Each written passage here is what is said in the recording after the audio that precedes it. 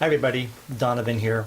And recently I made a post, something very, very simple, yet it created quite a firestorm, a lot of, because it ran contrary to the way that we're all taught and the way that a lot of us believe. But I was actually surprised by the number of supporters in this simple, very simple comment that I made. So I want to clarify just a little bit for you. The comment was to the effect that the price that you charge, because that's one of the questions I hear most often is, how do I price my work? The price that you charge is determined more by your ability to sell than it is by the quality of your work. Now, very simple statement, and I thought, well, gee, I've got to get this information out there because I truly believe that to be absolutely true. In a way, it's a little bit unfortunate that it's true.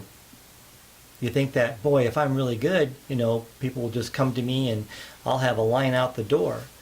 But that is not true. That's the myth, and that myth has been propagated, and that myth has been shown to be absolutely false, even though people are teaching it and it's people believe it, and there's nothing to the contrary of that. And the myth, how it's being told or how it's being propagated, is that they try to sell you more equipment. Here, you need this new lens, you need this new software, you got to get this action, you need to have this template, and then you'll get more money. It's just not true. Absolutely not true. And it's a very, very sad state of affairs, in my opinion, that photographers are buying into that. And seriously, it breaks my heart to see people spending so much money on new equipment and the latest actions, and they're not going to make any more money from that, or it'll be very insignificant if it does increase their bottom line at all. What they really need to learn is not the latest Photoshop action, but how to sell.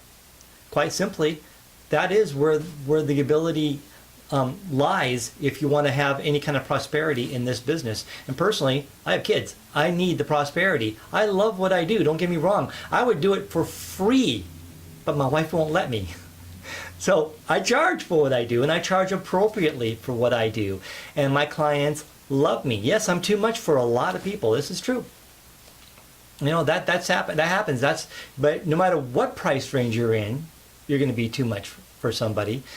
And if you're really low, you're going to be too low for a huge number of people who are looking for quality and assume that your price will determine what your quality is. And if you're too low, they're not even going to bother with you.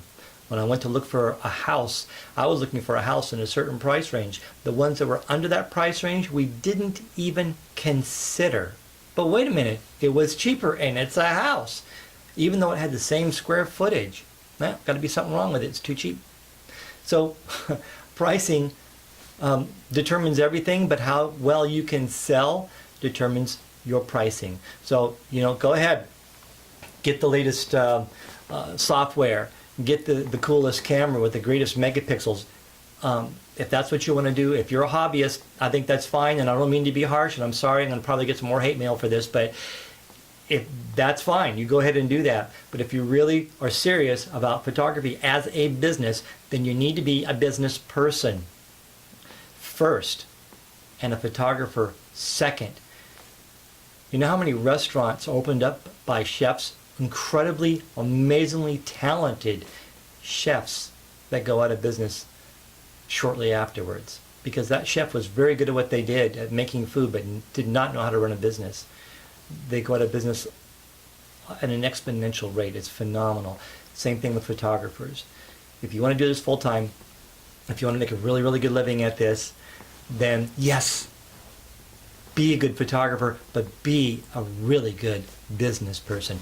Learn to sell. Learn everything you can about the psychology of selling. Read books, go to seminars, buy audio CDs or whatever it takes, and learn what you can about sales, marketing, the psychology of why people buy. These things are all paramount, because you can have the best product in the world. If you don't know how to market or sell it, people are not going to flock to your studio and just throw money at you. They will only do that if you are a good salesperson as well as a good photographer. So please don't get me wrong before I get a whole bunch of hate mail about you're telling people to be lousy photographers. I'm not doing that. In fact, truth be told, I sold tens of thousands of dollars worth of lousy photography, but I didn't do it on purpose. It's not like I went out to do that. It's just that I hadn't learned yet how to become better. Now, where I'm at, I'm still never really totally satisfied with what I do, but if my client really loves it, then who am I to argue? The customer is always right. So as long as they love my work, that's all that counts. I don't care if you like it.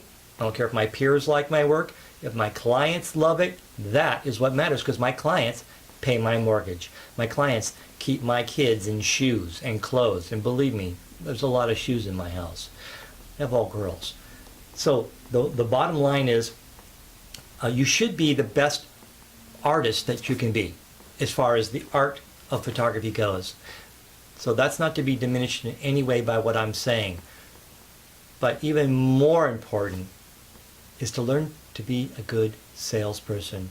And being in sales doesn't mean that you're tricking someone into buying something that they don't want. Being in sales means that you're finding out and helping people find out what they want, and then aiding them in getting what they want. That's all sales really is. So if you want to crush it, if you want to be awesome, you want to be the best in this business of what you do, learn to sell. All right, my heart goes out to you. If all you want to do is a hobby, then buy all the equipment that you want. That's fine. But if you're going to be a business person and you really, if you have a family to support, or say your spouse is going to retire, and you want the money will help you. It'll help your business. And you know what? Here's the funny thing is, we oftentimes put the cart before the horse. Photographers are famous for this. Here's another one. Here's another myth. I'll be really good, and then I can charge what I should. No, you charge what you should, and you know what happens? You become really good. If you're charging a lot for your work, and I mean more than you can afford, if you're charging a lot for your work, you will automatically become a better photographer in the mind of the client, and in your own mind, you'll think to yourself, gee, for these rates, I better learn something. And you will, by default, learn to become a better photographer. So your art gets better the more you charge, not as you become a better artist, the more you can charge. It's the other way around. Was that confusing? Let me say it again. The more you charge, the better artist you become. It's not the better artist you become the more you can charge. Believe me, I know people who are masters in photography who can't get a job. So please, listen to my heart, listen to what I'm saying, go out, find some learning materials, get yourself educated in the ability to sell and market and become a good business person at the same time that you're learning the art that you love so much. And this will allow you that freedom and that privilege of pursuing your art to a much higher degree. All right? Hope that helps. Hope I don't get too much hate mail from this. Bless you. I'll see you next time.